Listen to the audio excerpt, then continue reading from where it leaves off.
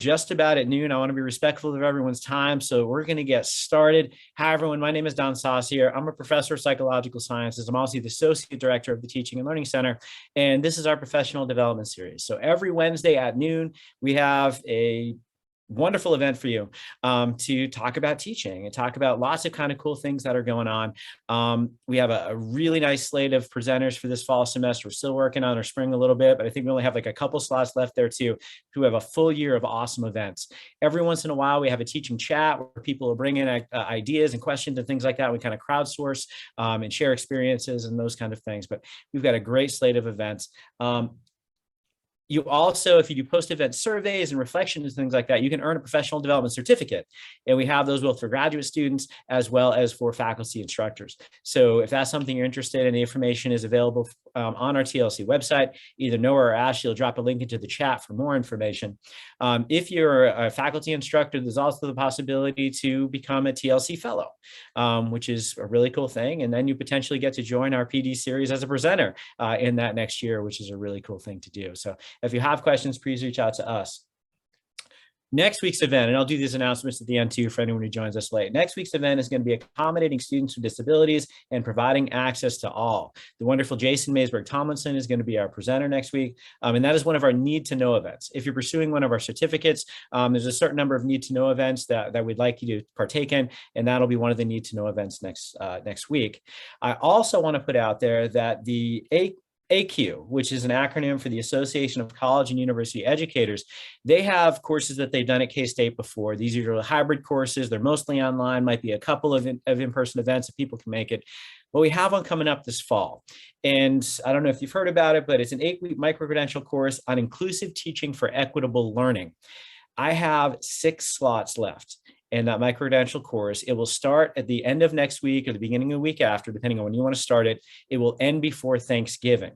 There'll be a 10-week period to do the 8 weeks of the course. So it allows a couple weeks for catch up, a couple weeks for some downtime if you have midterms or things like that. Tom Sarmiento, who is an amazing person in English, is going to be facilitating that cohort. So if anyone wants to be part of that cohort, like I said, I got 6 slots left. We're prioritizing faculty over grad students, but I'd rather those seats get filled than not. So if anyone is interested, please shoot me an email today, ideally, say that you're interested in, and we can potentially add you to that. And we're typically going first come, first served, except for that kind of priority list that we're taking faculty over grad students right now. And anyone who was in KAQ previously would also be a lower priority because we want to kind of spread the wealth of that experience. But if anyone has any questions, reach out to me quick because we're filling that thing up and getting it started. All right. So today, I'm kind of excited because I'm the presenter. And what I'm going to talk to you about today is bringing peace and empathy to all of our teaching. I'm going to share my screen. I've never been able to do this in less than like 15 seconds. So we'll see how this goes.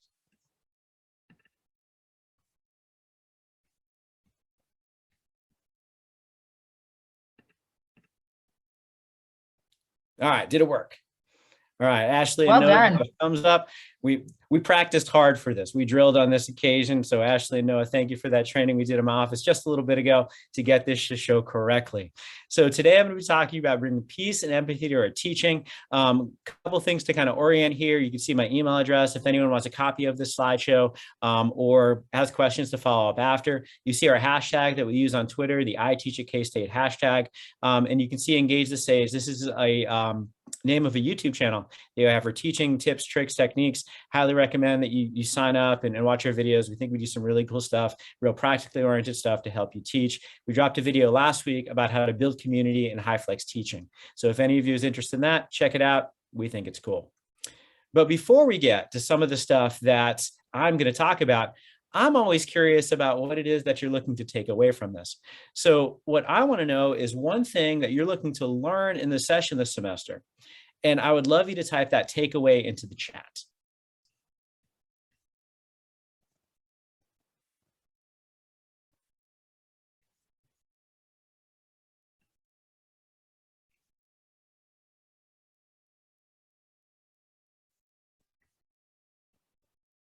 And I don't know that I can see the chat. Ashley, can you see the chat? All right, so Ashley is going to read these out as they come in.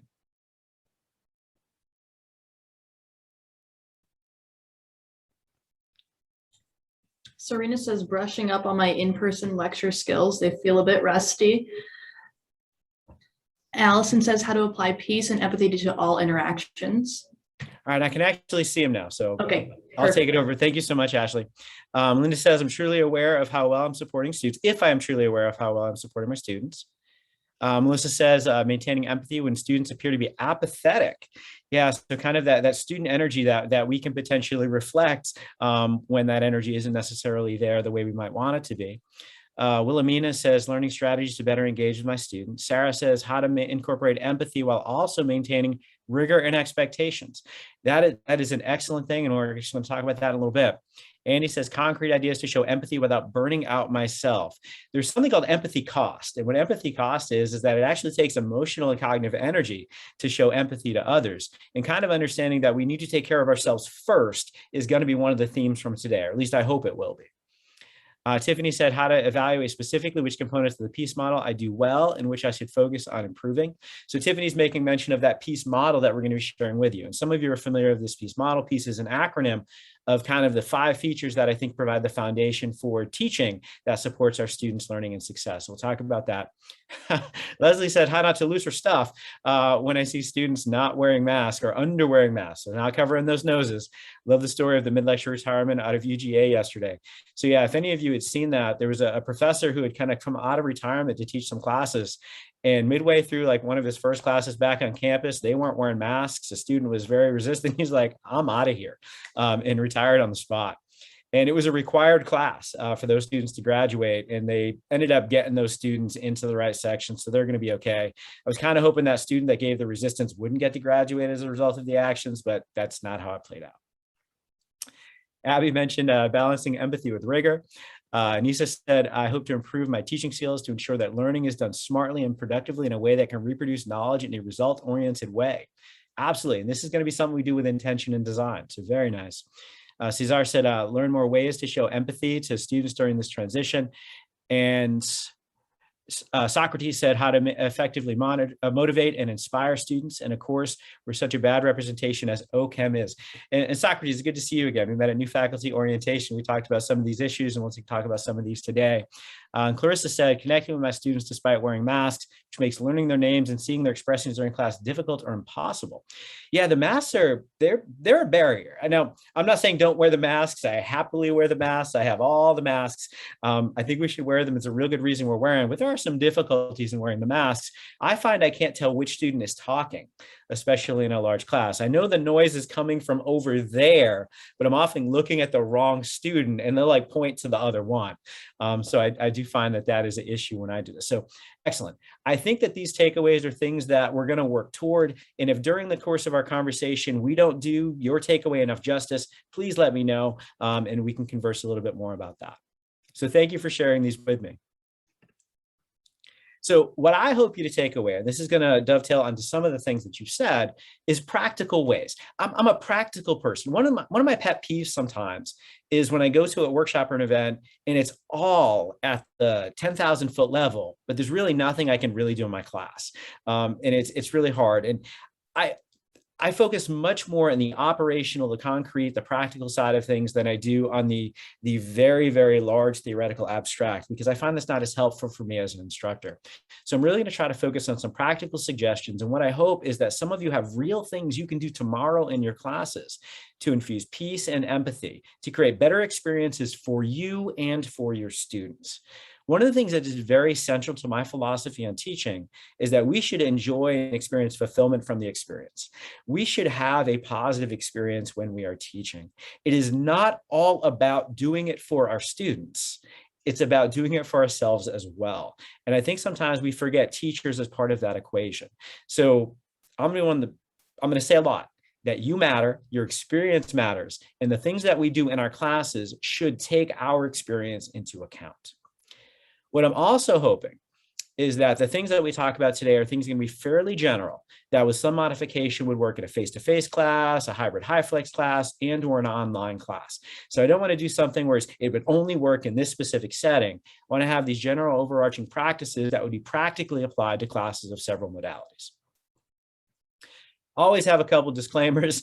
First disclaimer is not everything's going to work in every class. So I might make a suggestion and you say, that's not going to work for me. That's fine. One of the things that I actually tell my principals of college teaching class, and I'll let you all know now, not that you need my permission, but feel free to discard any recommendation or tip I offer that doesn't work for you. Just because I said it works for me or I do it doesn't mean that you necessarily should do it. There may be a class or a level of class. Maybe that would work in your first year class, but not in your graduate seminar. So always kind of think about whether or not this is going to work for you and understand that not everything is going to work all the time. And my second disclaimer is I got a lot to share today. I got a whole bunch of stuff out here. And what happens is going to be a lot of resources that I make reference to in this PowerPoint, which is why I think a lot of you should ask for it, is they're links. So check out the links. The next slide you're going to see is pretty much all links. So there's going to be a lot of places where you can go and expand your learning about the kind of things that I mentioned, because we do not have the time to do all of it justice in our time today. So a few of the resources that you can see here, one I've already mentioned is the Engage the Sage YouTube channel. There are other techniques or other things that we've created, like the Mindful Returns Toolkit. This was one of the things we talked about in our event last week. This is something that the TLC has put together under Tanya Gonzalez's direction, where there's a lot of things related to communication and student success and mental health and physical health, et cetera, to really help our students. So check that out. And then there's a lot of resources here about navigating among modalities. So moving from face-to-face to hybrid, moving from hybrid to all the way online, and those kind of things. And then as always, a plug for our social media and our events. So definitely check those out.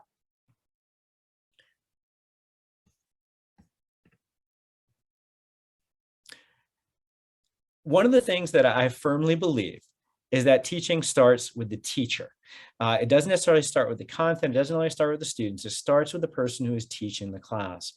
And the way that we present ourselves, come on, there we go. The way that we present ourselves is important. So our personas, which is who we are to our students, it's the person we are when we teach. And that persona may be different from class to class. That persona may grow over time. And it's not inauthentic to be a slightly different persona in different classes, in my opinion. But the persona is how we decide to portray ourselves to our students in that class. But our personas and our perspectives are going to provide the foundation for teaching and for learning. And they're going to dictate our teaching philosophy and our practices. So how we decide to be in our class is going to be related to how we teach that class. And these are intentional, purposeful, and dynamic. We decide who we want to be in class. We decide what philosophy we want to advocate when we're setting up the structure of that class and all the things within that class. We're going to do this with purpose, meaning there's going to be a reason for it. And I'm one of those people who believes that a student ever asks, why are we doing this in the class, that I should have an answer. So why am I doing this assignment? I should have an answer that fits with my student learning outcomes for that class. Why did you do this? I should have an answer. Why do we cover this content? I should have an answer. When I have an answer, it's showing me that everything is interconnected in a way that makes sense. And this is going to be dynamic. You may find that different things work for different kinds of classes, for different modalities of classes, for classes of different levels, for classes that are servicing different students. So kind of understanding that these practices and these philosophies may change when we're teaching, say, a class in K-State First, where we're really trying to introduce students how to college along with our content, versus, say, a third-year graduate level seminar, where those graduate students already know how to grad school. And what we're trying to do is professionally develop them to be, for instance, assistant professors on the tenure track. So kind of knowing that what we do and how we do it in our classes may change. It is not completely universal, and that's a good thing. I'm a huge proponent of the idea of trickle-down engagement. And trickle-down engagement is kind of the basis for our entire Engage the Sage concept. It means that the person teaching the class, if they are more engaged, and their students pick up on that, then the students will be more engaged and the students will learn more. And this is an empirical model. We have data to support this. And Engage the Sage is wordplay on this component. So Engage the Sage basically means if you engage the person who is teaching, their students will be more engaged and they will learn more. Someone had said, hey, well, you're the sage. No, we're all the sage. All of us, when we teach, are the sage in our own classes. And I think if we focus on our subjective experiences, our engagement, our love for the content, it is going to transfer to better student success and better student. You might need that. So we should focus on our own experience, in my opinion. And we should acknowledge that we are facing challenges, right? So this is what a lot of us are looking like when we teach right now. We're either behind a computer screen or we're in class with masks on. And this creates its own set of challenges. And I think acknowledging those challenges and developing practices and philosophies and techniques and personas that go along with those challenges is going to be the best way that we can kind of stay engaged and make sure we're taking care of ourselves as we go. Now, this can potentially be daunting, to say that we've got to do all these things in a positive way to positively influence our student learning and engagement. Well, I wanted to give everyone kind of a foundation to start with. I think our teaching personas, our philosophies, and our practices are in many ways idiosyncratic. What I do might not be what Ashley does or Andy does or Tiffany does, right? What they do works for them in their classes. But I do think there are some commonalities. So we've done some observation of excellent teachers. We've done some work with excellent teachers. We've asked people what they think excellent teaching looks like. And this became the inspiration for our PEACE model. And again, this is a hyperlink if you want to see me talk more in depth about the PEACE model. But the PEACE model in brief basically says that I think there are 5 things that are the components for teaching personas and philosophies that are going to facilitate student learning and success. The P stands for preparation. So this means that when we come to class, when we bring peace to our teaching, and I love the idea of peace being the acronym here, because I think we should bring peace to our students, just peace in and of itself. I think we should bring the 5 elements of peace in this acronym as well. So peace is preparation. We should have a plan. And sometimes that plan doesn't go the way it's meant. That's okay, right? I think some flexibility in that plan is warranted. But having a plan, I think, is important. Second, we should bring expertise. We should know what we're talking about. We should be, fluent in the content with which we are dealing. Third, I think we should bring authenticity. And in our data with students, because we've done some research on this, this is one of the ones that our students wish they could see more of. They don't want to learn from brilliant robots. They want to learn from human people. So what happens is we should humanize ourselves and them in ways that allow us to create better relationships. So whether you're chatting before class, where you're sharing stories about yourself, whether you're being, strategically self-deprecating, there are certain things I think we can sometimes do, whether you're using humor, to show them that we are a person too, because that relationship, I think, can be a real good foundation for teaching and learning. Caring is one of the others that students say they could see more of us. They typically say that the instructors that they take class with are typically prepared and typically have expertise, but they often say that person teaching the class could have been more caring. Now, there is kind of a balance point, as I think Sarah had said earlier, about rigor and challenge that go along with that. But I think caring is letting students know that I acknowledge the situations that you're all in. I acknowledge that I'm facing a situation too. I acknowledge we have common goals in learning of our class, and I want you to reach out to me when I can help. And what we're going to find is that a lot of the rest of our conversation today is going to be focused on caring, because empathy is going to be a subset of caring. So Craig asked, how do you balance authenticity with an intentional persona? Sounds like it should come naturally. When I talk about kind of developing a persona, I talk about accentuating different pieces of your personality that is authentic. I'm not talking about role-playing someone else inauthentically. I'm not talking about playing a part that doesn't work for you. I'm talking about kind of playing up that side of your personality a little bit more. There's some research, for instance, that an introversion and an extroversion, that everybody can look introverted. Everybody can look extroverted. When I teach class, when I do presentations, I play up the extroverted components of my personality. Even though I'm a Jungian introvert, after this presentation, I'm going to go to sleep in my office because I will have expended all of my energy in the social interaction. So I'm not advocating for you being inauthentic. I'm advocating for you accentuating the parts of your personality that you need to support that class. And I hope that makes some sense. The second E of peace is engagement. And I think when we go into class, and we should want to be there. We should love being in class. We should love being with our students. We should care about our students. We should care about their learning. And we should be only doing our class when we're in class, right? This is the same thing we ask of our students. We don't ask them to, hey, while you're here, feel free to call your parents. While you're here, feel free to check your social media. Those are typically things we don't do. So I think engagement in its simplest definition is being in the moment. When we're teaching, we should be in the moment. We should let our students that we appreciate that moment. And then I think that's going to trickle down to their learning, as I've said. So this is the peace model that I think is going to provide the foundation. And what I'm going to come from here is I'm going to focus more specifically on the empathy aspect of caring. So as a psychologist, empathy is taking someone else's perspective. And you can take it cognitively, which we call perspective taking in psychology, or you can take it emotionally, which is what we call empathic concern. So you can feel what others are feeling and you can think what others are thinking. And I think what we can do is to be more empathetic intentionally, work on trying to take the emotional and cognitive perspective of our students to design classes that are going to be better for us to teach, but also better for our students to learn in. And this became the focus of what we call empathetic course design. And a lot of the stuff you'll see in empathetic course design, it's inclusive teaching, equitable teaching practices are definitely playing into this as well. We have a hyperlink here if you want to see a little bit more about this, but we'll provide a lot of the highlights for the rest of our conversation today about how you can infuse empathy into your courses. Now, if you advocate for an empathetic course design perspective, there's a couple things that you probably agree with me on. You would agree with me that we value and care for ourselves and our students. So taking care of ourselves is central, but we also value and care for our students. That doesn't mean we do the work for them. I do believe that empathy is more important than academic rigor. Again, there's a hyperlink of a further conversation on this, and I have academic rigor in quotes. And the reason for that is I think that academic rigor as a term is sometimes exaggerated to be being hard just to be hard.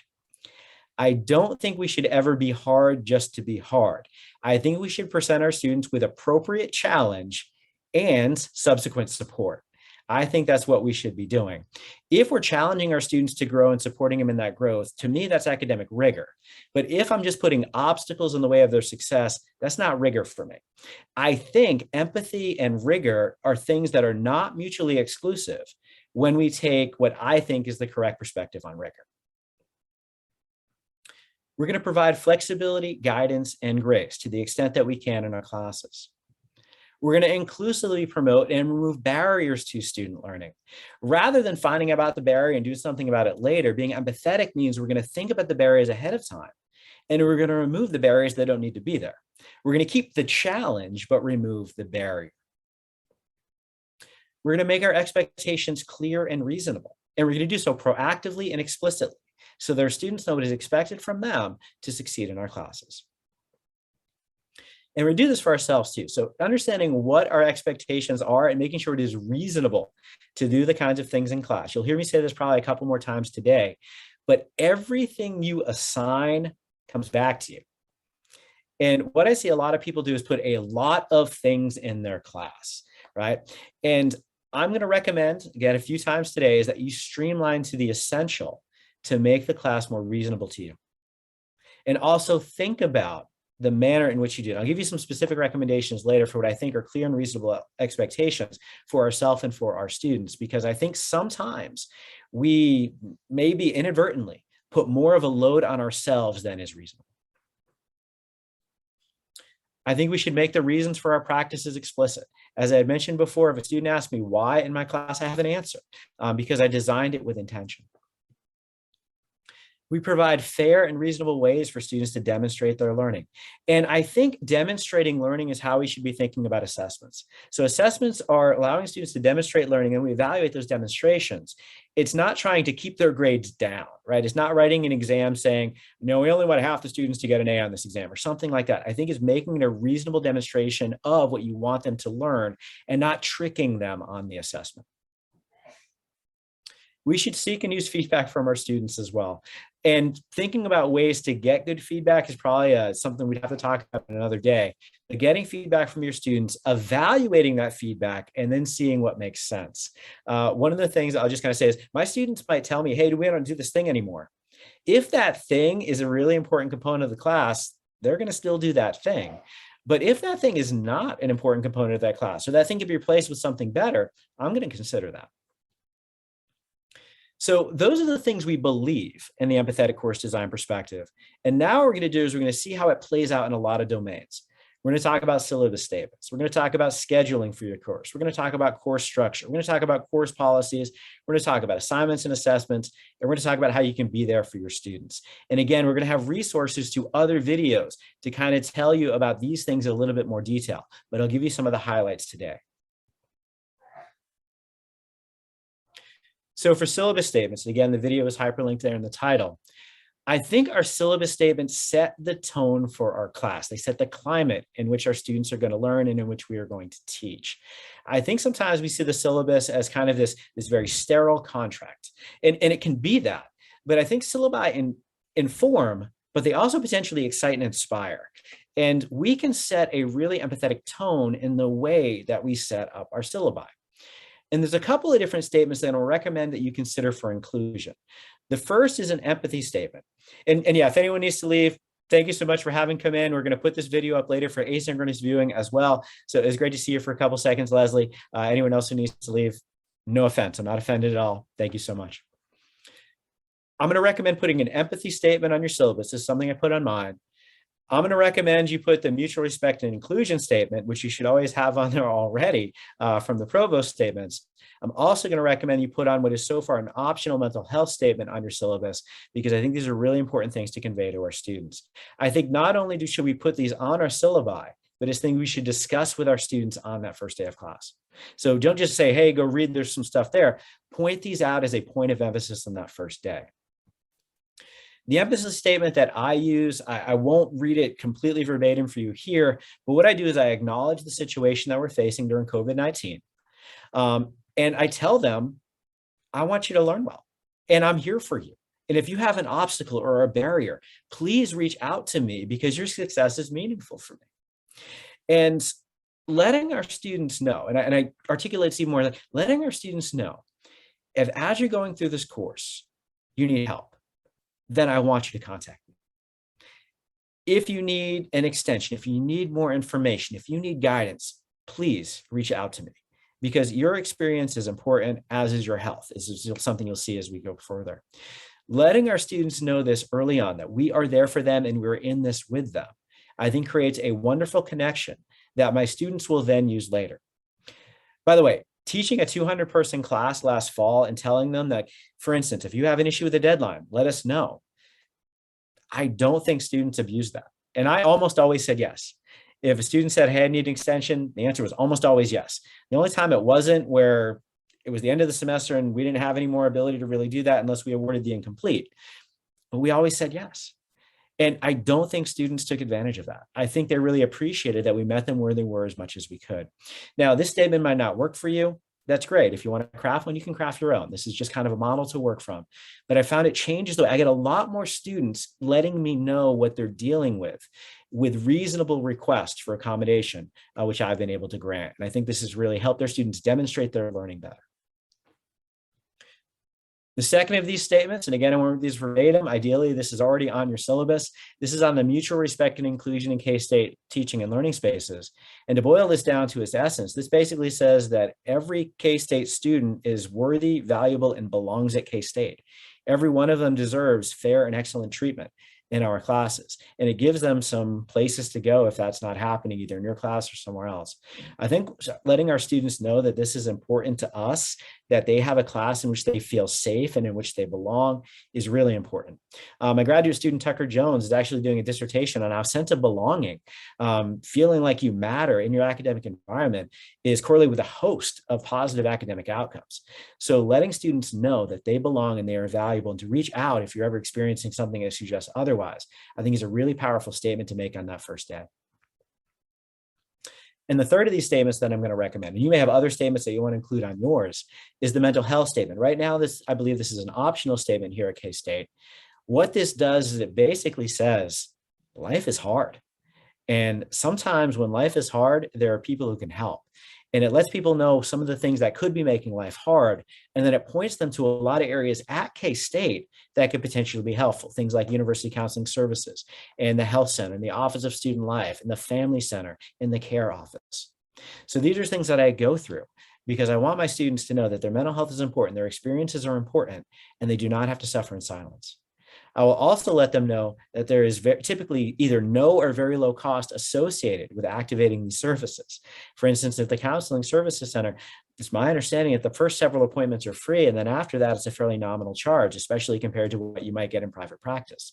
So letting my students know that there are people who can help and that they're entitled to those services by being a K-State student, I think lets my students know that I really do care about them as people. Because as several of you have heard me say before, good teachers teach content, but great teachers teach people. And what I'm trying to let my students know is that I understand that they are people. So on our syllabus, we can start this out. We can also on our syllabus have a course schedule that is going to be more empathetic to our students. So one of the things that I think we should think about is that as a psychologist, we kind of understand that we are most stressed when we feel that we cannot predict or control the things that happen to us. I think that a good syllabus can potentially provide a little bit of alleviation to that stress by increasing their ability to predict and control what is going to go on in that class. And Ashley just said she's going to post the slides. Excellent. You can set up explicit weekly routines or to-do lists with your students. You can do this in your Canvas modules or your Canvas pages, or in an email to your students and say, hey, this is week 1. This is what we got going on. Check these off. One of the things that we've done, and when I say we, I mean my wonderful TAs, Ashley Schiffer is my GTA in one class, Noah Rankin is my GTA in the other, Trenton Schneider is my learning assistant in my third, is that they'll send out these emails. They'll also post them as course announcements, so that if the student is not signed up in the course and add drop, having missed that email, they don't miss the information. So setting those up as announcements, saying here are the things each week, and having a routine that email always goes out on this certain day and it's always going to have this information makes it real easy for students to have that information in a spot that they know. We can also do things like proactively schedule mental health days, prep days, catch-up days, and or reading days. One of the things that when I went to college, during our final exams, we had 2 days of exams and a reading day, 2 days of exams and a reading day. And we kind of oriented because they knew that we would kind of potentially burn out. At K-State, we don't have reading days, but you can potentially set up your class to have some of these as you go through. I have well-being days embedded in a lot of my graduate courses where every once in a while, we don't meet. We'll have stuff we're doing that week. They're not learning less, but we won't have a physical meeting that week or a Zoom meeting that week. And it's to allow them to kind of catch up and to breathe. And what I try to do is I try to anticipate when I and they will be most tired during the semester and might need that break. And I've been guilty of this in the past. I try to be less guilty of it now. At the end of the semester, a lot of our courses are quite the gauntlet to kind of survive at the end. Think about how you can spread out the work and spread out the things that students are going to have to do so that they're not trying to cram a ton of work related to their grade in a very short period of time at the end when every other class that they're taking is doing the same thing. So I highly encourage you to think about where the work is going to occur for your students proactively and empathetically so that you can space it out for them. And it then spaces out the grading for you. So as I've mentioned, everything you give is coming back. If you're getting a lot of things from all of your students at the end, that is now on your desk to have to deal with. So spacing this out is good for everyone. You can structure your class in ways to teach your students where they are. One of the things that I'm doing in my class, I'm still teaching high flex. So even though we're back to face-to-face learning, the entire campus is back to face-to-face learning, all of my classes are taught face-to-face, but with the Zoom option. So I'm allowing my students to Zoom in because I don't want people coming to class if they're sick. I don't want students coming to class if they're concerned about their health. I would rather they Zoom in if that's more comfortable for them. I've already started to get those messages from the Office of Student Life that my students are in quarantine and isolation. What I can do is I can tell them, to the extent that they're healthy, you can now attend my class virtually rather than having to be there in person and not get too far behind. In the event that they're not feeling well and can't attend in real time, we also post those videos for asynchronous viewing. So one of the things that I'm trying to do is to teach my students where they are. I'm also trying to alleviate my own workload and the workload of my GTA in doing so. Because one of the things that happened last year is I became pretty good, I think, at navigating the modalities in high flex teaching. And my teaching assistants became pretty good. Actually, they became excellent at navigating those modalities. So given that we're going to have students who often this semester, I'm anticipating, can't come to class in real time, I've set up the contingency plan in advance so that I've already told them, if you can't make class, Zoom in or watch the videos. You don't have to tell me, you don't need permission, it's there for everybody. So I've already kind of proactively gotten ahead of that contingency so that the workload is less for me if I have a lot of my students in that situation, or if, fingers crossed it won't happen, if we're forced to go remote again. I already have that structure in place. I do recommend, to the extent that we can, have some synchronous contact, or at least the possibility of synchronous contact, even if you have a completely online class, to provide the opportunity for real-time check-ins for your students. Invite your students to keep your videos on in their classes. I actually have a Zoom policy statement that is right here that basically says, I would love you to keep your video on. If you got to keep it off, that's cool. But I would love you to have that video on, because when the video is on, I connect with you better. When I connect with you better, I'm going to teach you better, and you're going to hopefully learn better. I can do things like see when you're confused. I can do things like have a bit more of an accountability on you that you're paying attention, because I, like many of you, when the video is off, I am less likely to be completely engaged in what's going on at that task. And a couple of you are smiling, so I know you're guilty of it as well. But when the video is on, I'm usually aware that they can see me, and I'm much better about being engaged and invested in that moment.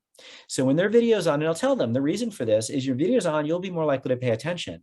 But because I can see you, I get real-time feedback on what I'm teaching you, and I can teach you better.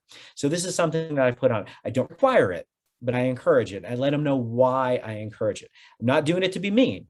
I'm doing it because I think it's going to help the learning that happens in our class. And by the way, if any of this works for you, just take it. And if this Zoom statement is going to work for you, take it, put it onto your class, put it into your syllabus, use it as a foundation, revise it, whatever. Not copyright, right? You can do what you want with the statement. I also think there's some policies that we can do here, right? I typically say yes when students say they want to get stuff in late. My experience is the late work is typically not better work. But what happens is the student gets some points versus 0 points. And I typically don't enact a late penalty. I typically don't take off 5% for one day and 10% for 2 days, or any of those kind of things. And the reason I do it is because that's hard to keep track of. So what I'm trying to do is just saying, you know what, I'm taking it or I'm not, and I'm probably going to take it. Because I have not found many students to take advantage of this, and I have not found better work coming in. I do not see an unfair advantage of those students passing in late work. I just haven't seen it. So I'm going to tell my students this is the due date, but if you can't make it, reach out, let me know what's going on. We'll see what we can do. We typically negotiate then a due date, and they almost always get it at that new due date. So this is something that makes it easier for me, easier for them. I typically have an empathetic attendance policy where I don't force them to do things. Like right now, I'm not mandating face-to-face attendance because I want no one who's sick to come to class. I want no one who's concerned about their health to put themselves into a potentially unsafe situation. So I don't require attendance, and I have lots of ways that my students can engage in my class. I use what I call choice to learn framing, which means that I don't have requirements in my class, I have opportunities. So I'll tell my students, next week I'm offering a quiz. I recommend that you study for it and take it because you'll have the opportunity to earn points. But if you decide not to, that's fine. And my students say, do I have to do the exam? No, you don't have to do the exam. You would forfeit the opportunity to get the points associated with it. So it's an opportunity for you to demonstrate learning and earn points. But no, you don't have to do anything. You're an adult. You can make your own decisions. And I put a real big emphasis on earning, not losing points. Students will say, I lost an A. You never had an A. In my class, you don't have an A until you get 900 points. Once you have 900 points, you can't lose your A. You have those 900 points. So everything is about accumulating. You're demonstrating points and earning points over the course of the semester. You're never losing. If you take an exam and get one question right, your grade improved because you had more points than you did before you got that one question right. So this is something that I work with my students, and I found that my discussions about grade are less contentious. I won't say that every student kind of appreciates this perspective, but I think a lot of them do. And I found those grading conversations become a lot less contentious, which is better for me and better for them. In terms of assignments and assessments, you've heard me say this, I think it's the 4th time I've said this. Understanding everything we assign will come back to us. To help with this reality, I'm going to recommend that you provide assignments or offer opportunities to your assignments to do things that you want to read. One of the things that I find when I'm doing this well is I look forward to the due date. I'm really excited to see what's coming in. I'm checking the speed grader early to see if anyone has done it early so I can read what it is they're doing. When you've done that and it relates to the learning in your class, that's awesome. Because a lot of times, like, oh my God, those papers are coming in. But if you're really excited to see what is in those papers, it changes the experience for us. and provide opportunities for students to apply and extend their learning in really meaningful and personal ways. One of the things here is if you make your assignments idiosyncratic and personal, it's less likely they can cheat. And these are one of the things that Camilla Roberts in the Office of Research Integrity will tell us about when she does her presentation later this semester, is if those assignments are personal and idiosyncratic, then I can't pass a Noah's assignment. So what happens is it actually encourages your students to apply the information to their own lives. It makes it more relevant and interesting to them, but it also makes it less likely that they can engage in academic dishonesty. And I think that's a good thing. I'm going to recommend we consider lower stakes assignments. I took a class in undergraduate. Yes, much more interesting to read for us. Absolutely. We're not reading the same paper 50 times. I had one class as an undergraduate where half the points were on the midterm and half the points were on the final. That was terrifying. That means on the last day of the class, I still have no idea how I'm going to do in that class. That creates a lot of anxiety and a lot of stress. So make these lower, have more frequent, smaller assignments is one of the things I recommend we think about. And I'd be aware of comprehensive assessment, so that final that covers everything. Unless you're in a class where it's really important that they learned everything, maybe a skill-based class or something like that. But a lot of people use a comprehensive final just to make it harder. That goes against what I think academic rigor should be. I think offer students choices in assignments is great. You can offer them choice about which assignment to do, when to turn it in. Maybe you give them different opportunities, different deadlines. So you're not getting all of the grading at once. This is going to space it out for you and be win-win. And maybe how. One of the things that I often offer is I give my students the opportunity to do a paper or a video. And I found that the video is a lot more interesting, but if a student has, public speaking anxiety or something like that, that might not work for them. So give them those options. And I might even give them more of a creative option to kind of do something. And so this is the objective I want you to establish. These are 3 ways that would work, but the 4th might be a wild card. Come up with something that you think might happen. And if you're worried that might not work out for you or might not work out for the class, let me know what it is and I'll give you some feedback. And I found that the things that students do with that are really, really amazing to see how they apply the information in a way I never even considered. I beware of group work and projects because social loafing is a thing, having someone do none of the work. Also, the people like me who, if I'm on a group task, I don't necessarily trust the other group members to do all of the work. Those are problems because if that work is not spaced out in an equitable way, not everybody has that same opportunity to learn or to demonstrate their learning. One of the things that I recommend, if you're going to do group work, make it reasonable that your group can work. So assuming that they might have afternoon times free when they might have families or jobs or something like that might not work. So if you're going to do group work, I recommend you provide class time to do some of that group work. I also recommend that you have the final product be done independently. So you're going to work as a group up until here, but then you're each going to submit your own thing. And what I found is that makes group work a lot more palatable for many of my students. And I'm then a lot more comfortable with the demonstration of learning across all members of that group. I also recommend getting the maximum out of your students. And what I mean by this is give them a maximum number of pages or words or minutes to do the thing. So if you think that paper is going to be 4 pages, give them a maximum of 2 pages. What I think is going to happen is they'll give you their second draft, not their first, because that first paper is going to be too long. They're going to read it and boil it down to the essence. They're going to demonstrate their learning better. They're going to get better grades. You get to read fewer pages, which is going to take less time. You're also reading better products. So I think this very simple change, so not saying minimum 10-page paper. You don't want to read a minimum 10-page paper, but maybe maximum of 3 might be really tight and to the point. So this really small change is one that I discovered a while ago, and I've loved it. I will even do things like boil it down to 1 sentence or even 6 words. I love the 6-word essay. And asking my students to kind of do that, they have to really boil down to the most important things, and it forces them to engage in critical thinking, which I like. Reflections are awesome. Asking your students where they are. Answering all of their questions. I'll have my students in the reflection to ask me questions. I answer all the questions. It really lets them take ownership of their material and for me to see what's resonating with them. Rather than assignments or homework, I call things in my class missions. It's cooler, right? Making our assignments sound cooler and be cooler is something that I really think makes it better for us to read, but it gives our students more energy and excitement and engagement in doing. I love homework for life. One of the things I think a lot of our students do is they think I'm going to learn this for 4 months. And then as soon as the exam is over, I'm going to purge all of that information. One of the things I focused on in my class is I don't want you to think about just now. I want you to think about your homework for life. I want you to think about how you're going to change moving forward, the behaviors that you emit, the attitudes that you possess as you move forward. Think about that. And one of the final assignments in that class is do this as a PSA. So either as a short paper or a short video, tell me what you think the world should do based on what you've done in this class for the greater good. And if you want to see whether or not the stuff that you're teaching is valuable, having an assignment like this is really gratifying to see that they picked up things that were personally meaningful for them. And it's amazing some of the stuff you could not have predicted be the thing that they think that everybody should do. And that is amazing for us as instructors. I also love my students to come up with their own assignments and their own assessments as we kind of go through in these things, and even their exams. I have in some of my classes what I call exams by you, where my students will write and take their own exams.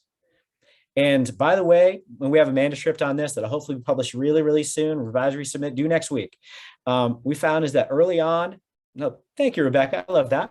I would love to have you in my classes. In the exams by you, what happens is the first exam, they don't like. Be honest, they don't like, because what happens is that they wait right till the end, despite our encouragement to write them as you go. Write them right at the end, and it takes a really long time. They'll say, that took me 5 hours. They'll say, well, how long did you study? I said, well, I didn't have to study. I was like, well, there you go. So you're back to actually a time advantage, because if you're studying for an exam, you should study for more than 5 hours. Now for the second exam, maybe write a question a week or a couple of questions a week and answer that. And by the way, I cap the answers at about 180 words. So they've got to be really succinct in their answers to their own essay questions. And we have point breakdowns for the breadth and the depth and all of the kinds of things. By the end, they really like them, but it does take a little bit of a shift to kind of nurture them through this. So if you try this, do keep in mind that there's a bit of an adjustment period, because students have not done this before typically. If you're going to use more traditional exams, be aware of the limits of remote proctoring if this is something you're going to be doing. One of the things I recommend, if you're going to have them take the exams at home, let them use their resources. Make it open book, make it open note, let them know whether or not they can work together. By the way, my class says I do not let my students work together on the exams. But if you let them use their resources, academic dishonesty goes down. Now, what I might recommend is putting a time limit on how long they have, so they can't look up everything. In my classes, I typically allow them in a multiple choice exam about 90 seconds per item. So they don't have time to look up all of those items. They've got to do some preparation ahead of time if they want to do well, and I encourage them through that process. Let your students know what that exam is going to be like. So it's not a surprise to my students that they're going to have 90 seconds per item. It's not a surprise for my students that they're not going to have time to look everything up. I let them know that ahead of time. I try to remove as many barriers to their performance and success as I can, in empathizing what they will and won't know going into that. And I err on the side of being informative. So I'll give them a lot of information. And toward the end, and if any of you have seen the video about using announcements as a teaching tool, toward the end, they make the announcements back to me. So be like, how long do you have on each item? We have 90 seconds. Are you going to have time to look up all the stuff? No, we're not. They can do that. And I think then it becomes much less surprising to them and ideally lowers the stress. As I mentioned, be clear about what is allowed, and Honor Integrity will love if you do that. So kind of the last component piece to this empathetic course design model is being there for our students. Focus on building connections and community. Teaching is more than just reading PowerPoints to people. And I realize I'm doing a lot of that now, and I apologize, because a lot of resources to share. And sometimes we're hypocrites, I apologize. But what we should be doing is creating connections and community. We should be establishing rapport with people. We should let them know that they exist as people, not just as part of a data file in Canvas or in Excel. Care about them, empathize with their experience, create frequent touch points when they're available for you. Real small thing, and I know a lot of you know this already, is don't call them office hours, call them student hours. Because I've had students tell me they think office hours is like my research time, my private writing time when I'm in my office doing that. So they know don't come to me during those times. But student hours, that makes more sense, that I'm actually there for them during that time. So let them know it's not only is it your job, but you enjoy when they reach out to touch you. Well, that sounded bizarre. When they reach out to make contact, that wasn't even any better. When they communicate with you, I'll leave it there. I love the pandemic nicknames. You've heard this before. I got this from Tracy Brimhall. I do this to start a lot of my classes. First name is the emotion you're feeling most predominantly right now. Second name is last thing you ate. So for me right now, I would be engaged milkshake. That would be my pandemic nickname right now. One of the things I find, I teach a lot of morning classes, tired, showing up a lot. But when I see anxious showing up a lot, nervous, overwhelmed, that provides an indication that maybe I need to do some follow-ups with some students. Yeah, milkshakes are awesome. So you do some follow-ups with your students to kind of check in on them. And one of the things I want to kind of know specifically is, are you overwhelmed because of this class? And if so, why? And what can I do to help? If you're overwhelmed because of life, I can listen, I can commiserate, I can share with you those resources that we talked about earlier in the syllabus statements. But letting them know that they're heard and that their experience is valued is something that really easily comes from a touch point like that. We're providing those regular announcements and to-do lists I talked about more lets us know that we're going to be in contact. Responding to the questions they ask, responding to the reflections, let them know that they're heard. Surveying our students is a way to let them know that we absolutely want and will take their feedback seriously, not only about their course experience, but also about things like their internet availability and their food and housing security and other kinds of things, to find out where they are as people and all the things they're doing from. And then providing systematically and chronically, right, just periodically, those mental health resources and other kinds of resources that they might need. Provide those opportunities for synchronous contact to the extent that you can. Have highlight and question sessions. This is kind of like my version of a review session, where I might go on Zoom and say, hey, here are the big things that happen for those sessions. What questions do you have? And just kind of have those kind of virtual student hours with them at that point. Provide how to succeed guides. One of the things that Noah Rankin just did in my Gen Psych class is he just created a top 10 list for our students. These are the top 10 ways to succeed in general psychology. And he presented it to the students. We provided it to him as a PDF. We have a video of him doing it in class, letting him know, we want you to succeed, and these are our best recommendations for how. And then be there for yourself, right? As I mentioned a number of times, I think repetition is important in my teaching. I think there's some points that I make again and again and again, so you can't miss them, is design your courses anticipating the workload you're putting on yourself. Sometimes we are tempted to do a lot for our students that then becomes too much for us. I think it's okay to have fewer assignments, fewer points, fewer pages, fewer words, if that's going to make that experience more reasonable for us. And I think we need to be realistic, not overly optimistic, when we think about our capacity for work, especially at the end of a fall semester that is going to be very challenging and difficult for us. So understand we have limits. These limits are our time, our emotional empathy, that empathetic cost that one of you had mentioned earlier, right? It takes a lot of time and energy to be empathetic to your students. So taking that into account, taking your competing responsibilities into account, really no one at K-State only does one thing. Thinking about all of the many things that you do and making space for yourself to succeed in those, I think is important. And design those courses to be fulfilling for ourselves, and ask your students, this is something I love to do. End of my classes, tell me what you learned. And I might do it at the end of a day. Tell me the most important thing you learned today. It's really gratifying to see my students learn really cool things with me today. And it's a learning check. You can kind of see what resonated. But at the end of the semester, kind of having a top 10 things learned is something I do as a concluding assignment. It's really awesome to see what your students take away. And I use that as inspiration. Anytime I'm kind of getting a little tired that next semester, this is where we do it. This is the fulfillment we receive when our students really learn meaningful things for us and for them. So in conclusion, I think bringing peace and empathy to our teaching will promote more successful and fulfilling experience for teaching and learning for our students and for us. We matter, and we should matter. So what I want to know is, what is one thing you're going to take away from this? I told you this is a great way to end your classes. This is how I'm going to end the presentation before we get to kind of a question answer conversation period. But what is one concrete way in which you're going to infuse peace and empathy into your current or your future teaching? But we're going to do it as a waterfall in the chat. So no one's going to hit return until I say go. So you can type your takeaway into the chat. No one hits return until I say go. This is a really cool technique that I use in my classes all the time.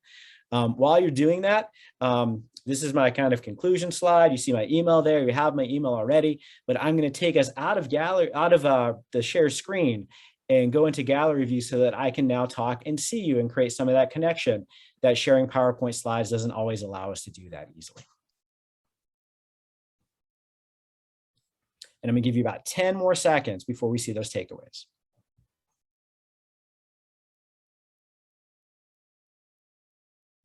All right, hit return, please.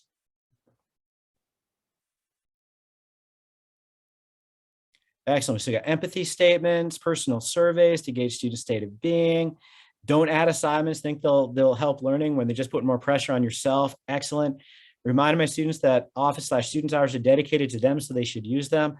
I think a lot of times what happens is we don't stress the importance of office hours to learning as well as we could, and let our students know that I'm actually excited when you come by. That's kind of a cool thing to let them know.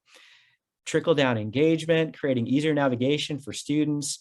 It's a great suggestion for alternative assignments. Excellent. And try and play with them. I almost never give an assignment the way I want to give it the first time. You know, I give the assignment, I see what happens, and then I improve it for the next semester.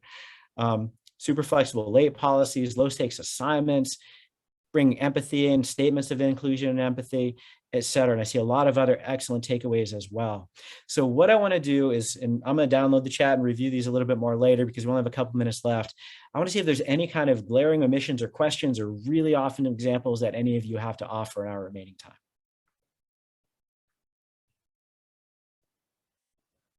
And you can drop in the chat, or you can just unmute and talk.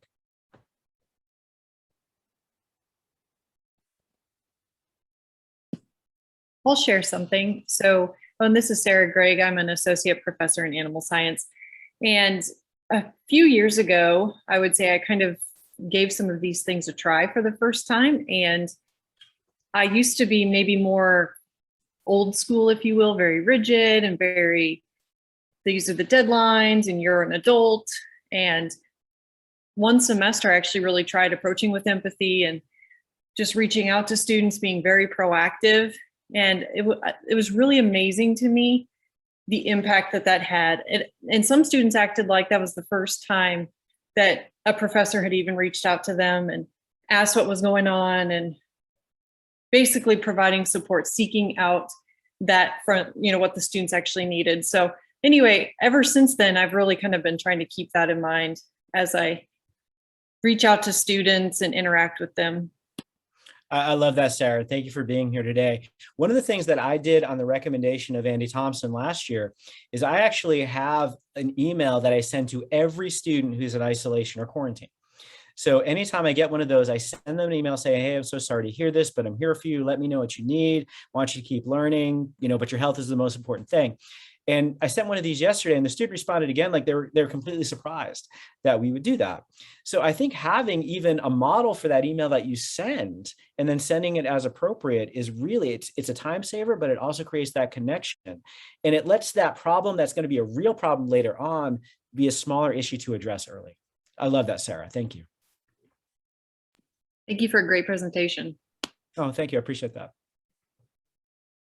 So other comments or questions about it? Well, 1 minute left. And when you need to leave, you need to leave. And thank you so much for being here. I'll run through the announcements real quick, but I'll stick around for a second to talk a little bit more. So again, those announcements, this is part of our professional development series. We got certificates and fellows and post-event surveys that we'd like you to complete. Presentation next week by Jason Mersberg Tomlinson about making our learning accessible for everyone. We also have some slots in that inclusive teaching class put on by AQ. If anyone is interested in that, send me an email, ideally today, and we'll see if we have a slot for you. We only have 6 slots left, and we're looking to start that class pretty soon. So if any of you are looking to pick up a micro credential and want to learn more about inclusive teaching, we'd love to have you in there. So thank you so much for coming. I'll stick around for a couple of seconds if anyone has more conversation or questions, but we'll see you next week if you have to leave now with Jason. Thank you.